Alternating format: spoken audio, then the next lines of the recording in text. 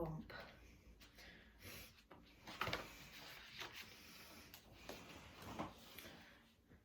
This is the story of Mr. Bump. The trouble was that Mr. Bump just could not help having little accidents.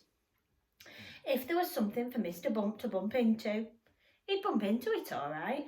For instance, if you were to see Mr. Bump out walking down a street in your town, and if there happened to be something to bump into down that street, then you know what would happen, don't you? Bump. Mr. Bump was just the same at home. He lived in an extremely nice home, but even there, he couldn't help having those little accidents. For instance, one morning when Mr. Bump went outside his house, he noticed that the chimney pot had come loose in a storm the night before.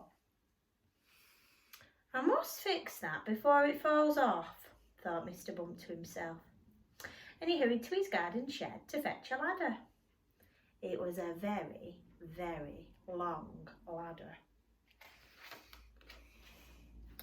Mr. Bump walked up the garden path with the ladder on his shoulder. He turned the corner of the garden path. Crash! Went the living room window. Oh dear, thought Mr. Bump, and he turned to see what had happened. Crash! Went the kitchen window behind him. Oh dear, thought Mr. Bump again, and he rested the ladder against the wall of the houses so that he could climb up onto the roof to mend the chimney pot. Crash! Went the bedroom window. So, you can see how Mr. Bump had these little accidents.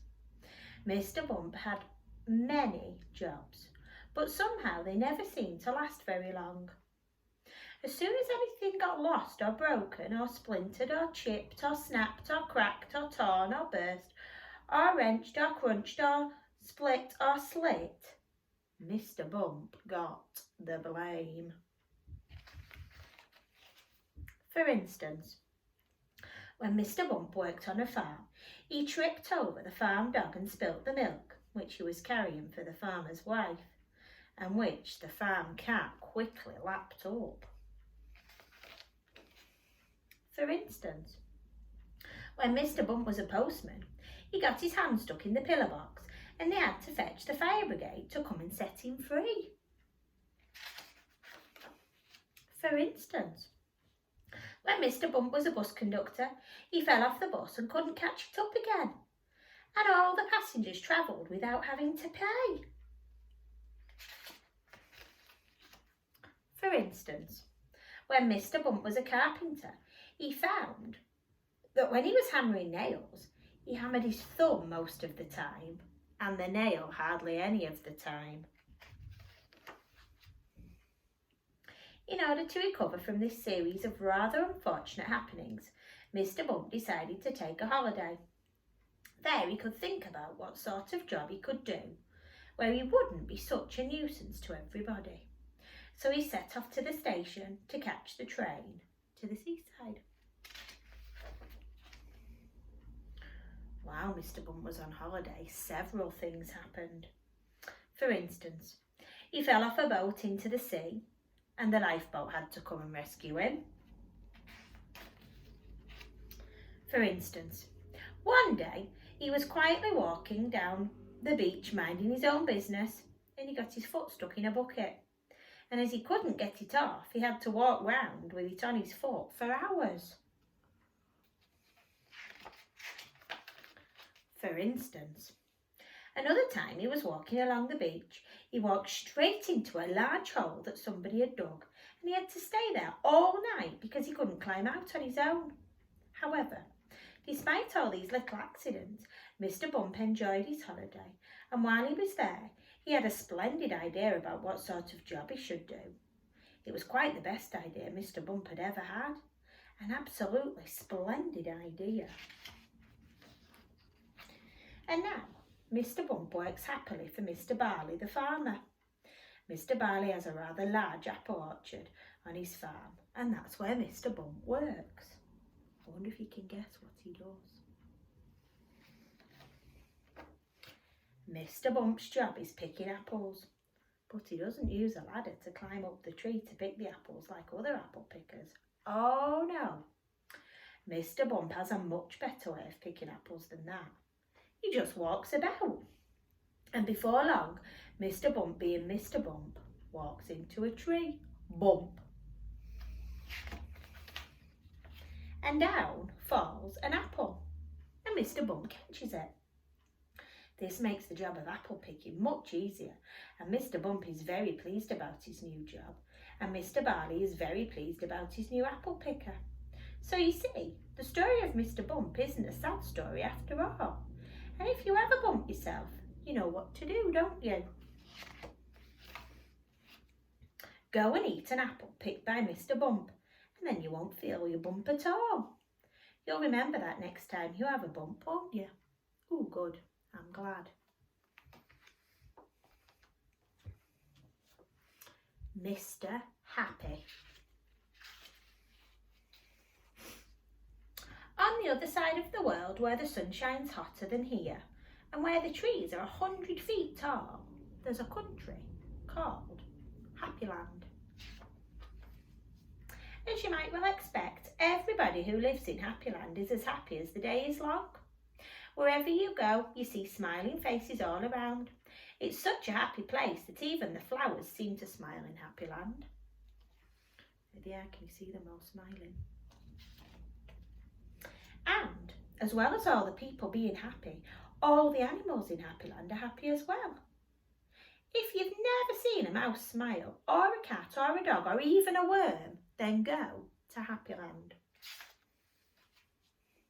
This is a story about someone who lived there, who happened to be called Mr. Happy.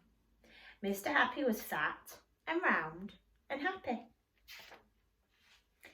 He lived in a small cottage beside a lake at the foot of a mountain and close to a wood in Happyland. One day while Mr. Happy was out walking through the tall trees in those woods near his home, he came across something which was really rather extraordinary. There in the trunk of one of the very tall trees was a door. Not a very large door, but nevertheless a door. Certainly a door. A small, narrow, yellow door. Definitely a door. I wonder who lives here, thought Mr. Happy to himself, and he turned the handle of that small, narrow, yellow door. The door wasn't locked, and it swung open quite easily.